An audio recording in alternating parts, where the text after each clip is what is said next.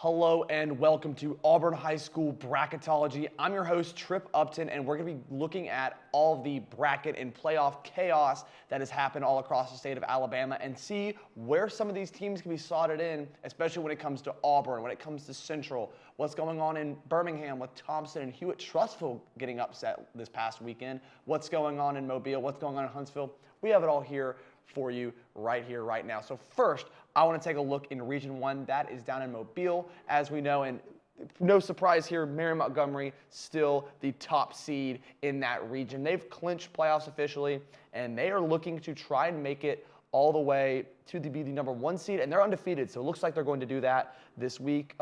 Daphne, the Trojans, number 2. They are tied with Fairhope and Baker, all for that number 2 spot, which means that because all those teams are 4-1, they are all locked into the playoffs. Davidson, you see that down there. The Warriors are 2-3, which normally they could still finish 4-3. However, because of tiebreakers to the teams above them, they are out, even if they go to 4-3 because of those tiebreakers. I'm aforementioned Fairhope and Baker, they're 4-1. They're looking to fight for better seeding in the playoffs. Foley, Robertsdale, and Alma Bryant all at 1-4 or worse. The Lions, Golden Bears, and Hurricanes will be watching the postseason from the couch this week. So down in Mobile, it's those top contenders. It's our first division where all those teams, the Bakers, the Fairhopes, the Daphnes of the world, are all competing for seeding. Looks like Mary Montgomery is going to be the number 1, but that's not a given, especially with some of the matchups that are coming up for the Vikings in the next couple of weeks. They did beat Fairhope last week, so that's really, really big for them, but they're going to still have a lot to do if they want to compete, and they still have some work to do to lock up that number 1 seed. So taking a look at the matchups this week, I really only have 2 because of what's going on around the region and who's in and who's already out. First, I have Fairhope and Daphne. The winner will take that sole possession of the 2 seed. Baker could also tie them for that. Daphne does have a win over Baker. They're Baker's only region loss. So Daphne in it could be the 2 seed with a win pretty much there, even with Mary Montgomery still. I think that, actually I beat them or lost them earlier in the season. But Daphne's trying to lock up that 2 seed, so are the Fairhope Pirates. Next up, the Mary Montgomery Vikings hosting the Baker Hornets. Baker needs a win to try and stay tied for that 2 seed. Mary Montgomery locks in the 1 seed with a win. Baker needs a win to force that 3-way tiebreak potentially if they want to be able to lock in the number 2 seed or potentially move their way up and host a playoff game. So looking at that region, I think really, if I had to give my expert opinion about it, I could see Fairhope dropping a little bit, especially with a tougher end of the schedule because they played Mary last week. They've played Daphne this week. I think Baker is the last team they have to play. So they got to play all the contenders. They're definitely going to be potentially going on the road, but Baker and Daphne are going to be competing for that number 2 down the stretch. I personally think Daphne has the edge over the Baker Hornets, but we'll have to see what happens there. Moving on to Region 2. Then this is a region that looks about the same, especially with some of the key matchups that happened last week. Central winning, Auburn winning, but it's going to be a lot of chaos thanks to to Opelika actually losing to Enterprise in a blowout fashion. That sets up a lot of scenarios. But let's look at the standings first. Central leading the pack as always. They were able to put the whooping, as some might say, on the Carver Montgomery Wolverines. Auburn and Carver are tied currently for 2nd place. Auburn has the tiebreaker advantage over them. They play each other this weekend, and we'll talk about that once we get into our games. Opelika could have been the 4th team to lock up their playoff hopes this past week. However, they dropped a game to Enterprise, who, even though I would consider them eliminated via tiebreakers, they still do have a path. A very, very, very, very slim one, so I effectively have them eliminated. And Dothan, the team with everything to gain right now. If Dothan can win out, we'll talk about what that looks like a little bit later. They are in prime position to potentially steal that 4th seed from Opelika, even though they lost to the Bulldogs 2 weeks ago. And looking at what could happen in this, there's a lot of scenarios that Auburn fans need to be aware of. First, Auburn looks like they're going to be slotting at the 2 seed. I don't know if Central is going to lose to either Opelika or the Jag. So it looks like with Central locking up that 1 seed effectively, Auburn is going to have a lot to play for with that 2 seed this week.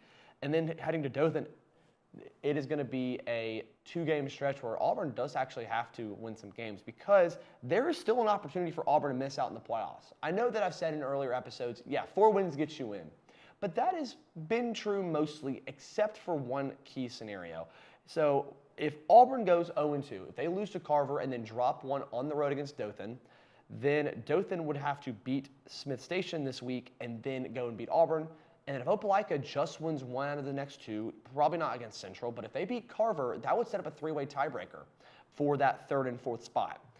Opelika, as it stands right now, would be the 3rd seed because of the out-of-region tiebreakers we mentioned in our 1st and 2nd episodes. They've played a lot of tough teams like Pike Road in the out-of-region, rather. And then, do they be that 3? Then it would go down to that 4th seed, a 2-way tiebreaker between Auburn and Dothan. If Dothan's beaten Auburn, Auburn could be eliminated from the playoffs if the things that need to happen. So Auburn, it is imperative that Coach Etheridge and this team play well and win on Friday. You know, there's rumors that Greg Williams will be back for this one. There's Kason Myers should be ready to go for this one as well. I think that we're going to see a great ball game out of the Tigers, but Carver's not a team to take lightly. So let's take a look at some of these games to look out for. As first I mentioned, Auburn v. Carver. The winner will lock in that 2 seed and at least be the front runner for it. Yes, Carver could lose next week to Opelika, but maybe that could mess things up with tiebreakers, but the winner should be the 2 seed. Central v. Opelika.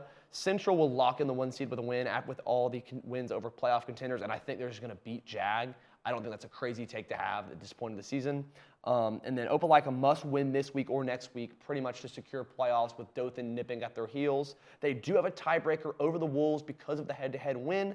But if Enterprise gets involved, that could get very messy very quickly for Opelika. So winning either this week or next week would go ahead and lock that in for them. Finally, for the games to watch, yes, Jag plays Enterprise, but that's really a game that's Enterprise has everything to lose, they could be a spoiler. Dothan v. Smith Station, the Wolves need a win to stay alive. If they lose, that means your top 4 is pretty much set, and then a win potentially knocks Enterprise 100% out. If it goes to that 3-way tiebreaker, there's a possibility, thanks to out-of-region and Enterprise winning all of their out-of-region games right there. But Region 2, one of the toughest regions in the state right now, especially with the Central Red Devils, just offensively looking dominant. They're going to be hard out, but Auburn still has everything to play for, but everything to lose this weekend. Let's take a look at Region 3 right here, and there was a lot of upsets. The Hewitt-Trussville Huskies lost to Prattville this past weekend, and there are currently 4 teams tied for that 2nd place right there, and that's going to be tough to try to figure out who it is, but we're going to break it down right here. First, Thompson they're 5-0, they're undefeated. They will lock in the number 1 seed with a win this weekend. Hewitt-Trussville, I have them slotted in at number 2 still. I know they're tied with Vestavia, Hoover, and Prattville. However, I think they have the edge because they've beaten 2 of those 3 teams with wins over Vestavia and Hoover, even with the loss to Prattville. Next up, I still have the Vestavia Hills Rebels at 3. I really like what they're doing. Yes, they play a lot better at home than they do away, but I think that they can make some noise this weekend especially. And then Hoover, I have at number 4. They have jumped up here, as you can see, from what they were last week, and that's because of Hillcrest Tuscaloosa losing a big game last weekend to Thompson.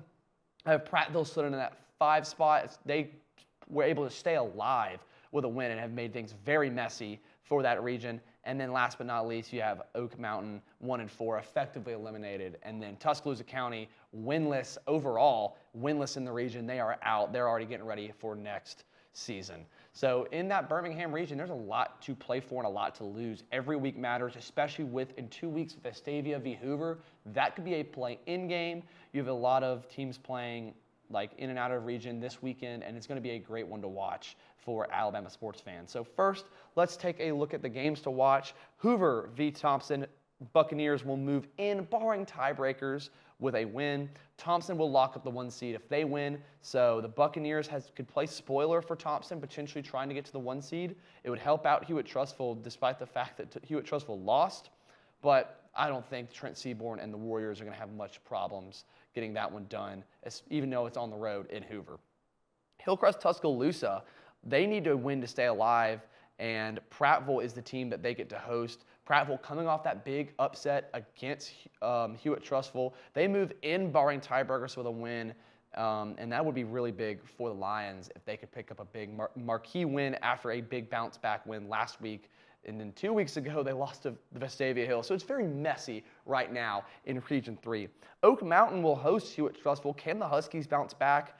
Oak's already out, but Hewitt is in, barring tiebreakers with a win. There's a big chance that if certain teams, like if Hoover, Prattville, Hewitt, and Vestavia all win, a 40-win team is getting left out of these playoffs. Finally, Tuscaloosa County v. Vestavia Hills. Vestavia would move to the end, barring tiebreakers with a win, and set up a big matchup, potentially for the 3 seed or the 4 seed against the Hoover Buccaneers. So Birmingham, another region to watch, especially, again, I mention it every time, this is the teams that Auburn has to play in the first round. So it could be Prattville, it could be Hoover, it could be Vestavia.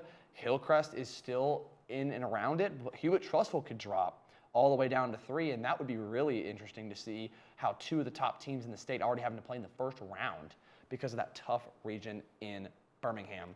And last but not least for our regions is Region 4. Let's head up to Huntsville, where it is still a mess just like last week, but there are some clear contenders looking at these top 2 seeds. First, Austin and Florence both tied at 4-1. Austin with the tiebreaker because of the head-to-head win over the Falcons. Austin just trying to survive and advance right now, even though they lost to Huntsville. But James Clemens moving up to the 3 seed right here. The Jets are tied with the Sparkman Senators and the Huntsville Panthers right now, all at 3-2. The Senators and the Panthers trying to play their way in. Bob Jones coming off a loss. They are at 2-3, but this is still a good team. The Patriots can 100% make a run to the playoffs, and we'll talk about that a little bit later. And then Albertville and Grissom, Aggies, Tigers, already eliminated from the playoffs, so they will be just playing for pride the next 2 or 3 weeks. So Huntsville, and again, it takes a rocket scientist to figure out Rocket City when it comes to these football games, but at least it's not as tiebreaker heavy because of Florence winning. Sparkman goes down, James Clemens goes up, Huntsville still in the hunt, and Bob Jones, even with a loss, they kind of need to win out to be able to secure their spot. But looking at the games this week, there's 3 really big games that I want to harp on. First, Huntsville v. Florence. If Huntsville wins, all hell breaks loose, right? Because you're probably getting a 4-win team missing the playoffs because of tiebreakers, especially with the out-of-region tiebreakers of James Clemens and Sparkman struggling in the out-of-region. That's going to really hurt them. If Florence should be good, I think they should be in. Granted, if it goes to tiebreakers, it could be bad, but they probably need to just go ahead and win to be able to secure that up. Austin v. James Clemens. The Black Bears need a win to avoid the tiebreak of doom and despair, especially if Florence also loses. James Clemens moves in, barring tiebreak, with a win. The Jets looking to try and secure the playoffs on the road in Austin. And then finally, Sparkman v. Grissom. Grissom is out, but they could still upset Sparkman and keep them out. So I know that Bob Jones fans, even though they do play Albertville, that's really not on my games to watch. I do think Bob Jones takes care of business against the Aggies. But the Senators do need a win, and they'll be definitely watching that Bob Jones game and Huntsville game to try and get things settled. So a lot going on in Huntsville. So let's now take a look at the brackets. First, we're going to take a look at what if the season ended today based on the current standings that we just went over. First, I have Thompson and Opelika matching up at that top region right there. The Bulldogs still in right now, but their path is a little more complicated, especially now that they can win one of the next 2 games and be out. Daphne and James Clemens will be waiting for the winner of that one. I think the Trojans are a team to watch out for. The Jets are pretty good, but something's different about Daphne this year, in my opinion. I think that they can 100% go and win that game at home. Moving down to the bottom left of the bracket, more so. I know it's kind of in the middle for you guys, but in my bottom left, I have Central. Phoenix City, obviously, is the 1 seed in that region. They look good. Bobby Coleman is looking fantastic in that offense. Patrick Nick's coach offense, I don't think anyone's really surprised. They would take on Hoover currently in the first round, which would be a little bit of a marquee matchup. Hoover, they're having a down year, but they can 100%. They're one of the highest power-rated teams in the state right now, they could 100% go on the road and beat Central if all the cards fall in their favor. Florence and Fairhope would take on that one, the battle, the Falcons and the Pirates. It'd be in Florence. And then moving up now to Austin. Austin, I have them taking on Baker right now. It will just, if the season ended today. And the winner of that game would take on the winner of Auburn and Vestavia Hills rematch. This time, it would be in the Duck Sanford Stadium. It would not be at Vestavia. And I know a lot of Auburn fans, a lot of Auburn players, and a lot of our Auburn coaches have that team circled. If they want to play them in the playoffs, they know they have a shot to win that one. Mary Montgomery would take on Sparkman in the first round right now. And then they would play the winner of Hewitt-Trussville and Carver. Hewitt still at the 2 seed right now, even though they lost. That could be changing potentially. So now, looking at that, what the season would look like today, there was a lot of teams that can move around. I see Fairhope as a team that can move around. Maybe Bob Jones jumps up, and we'll kind of talk about that when we look at my projections, because again, that's what matters at this show. But a lot to talk about, especially that Central Hoover matchup. I think that'd be really, really interesting to watch and see if the Buccaneers, a veteran coach team, can go on the road to Phoenix City and win in Red Devil Stadium. I'd love to see it personally, but we'd have to see. Let's now look at Trippology, my projections. I have Thompson-Opelika staying the same. I think Thompson is just going to keep rolling.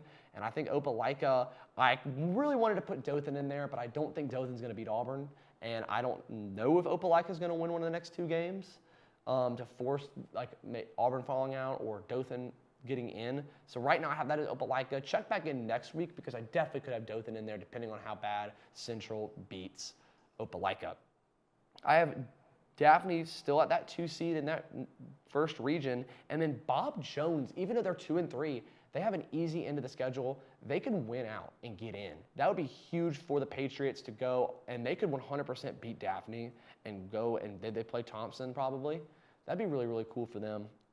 Central, I have them taking on Hillcrest Tuscaloosa. I think even with the loss, I think Hillcrest still gets in based on tiebreakers, and especially given the fact they have the Hoover tiebreaker, which is going to be the most important head-to-head tiebreaker in that region, in my opinion. Because if they finish with the same record, Hillcrest gets in. Maybe it goes to a 3-way tiebreaker, and you could see somebody jump another team. But I think Hillcrest Tuscaloosa will get in and play Central. Next up, Florence. They take on the Baker Hornets in my projections. The Falcons beat the Hornets. And I think that maybe Baker can go on the road there and pull an upset. I think that there's entirely possible there. But Florence, I think they look pretty good as well. Austin would take on Fairhope in the first round. Fairhope, last week's number 2 out of Region 1, dropping potentially all the way down to the last team in that region. Auburn, Vestavia Hills, I think that is going to be the same because I think that Auburn is in Vestavia Hills. I think that'd be a really, really, really cool rematch to be able to have. Mary Montgomery, I have them taking on James Clemens. James Clemens right now, the 3 seed, I think they just dropped to 4 just because they're tougher into the season schedule. And then Hillcrest Tuscaloosa playing Carver. I think Carver, a good team. We'll see what they look like in the Duck Friday night, but I think they're still going to continue pace and win that game against Opelika to stay at that 3 seed. To stay at the 3 seed right there. But, I mean, it'll be a really cool matchup, I would say, would be maybe Prattville moves up to a 2 or a 3, and Carver's a 2 or a 3, and we get to see the Bobby Carr have to return back to Carver after leaving them for Prattville. I think that'd be a really cool development right there. So if you're an Auburn fan looking at that side of the playoff bracket, you might have to play Austin in the second round. You get a rematch with Vestavia in the first, and you either play probably a Hewitt-Trussville team that has lost games and has not looked strong at some points of the season. Hey, maybe you can go and play in the state championship game, and if everything goes right, even with a rematch of Central, even against Thompson, a Blue Mountain is still very possible for Auburn, but they have to take care of business this week and next. Well, that's going to be all from us here at AHS Bracketology. My name is Tripp Upton. Thank you for watching, and we'll be breaking down all of this week's madness next week, and hopefully we're looking at Auburn locked in at a 2 seed, but if not, we'll be here to talk playoff clinching scenarios, standings, and all that next weekend.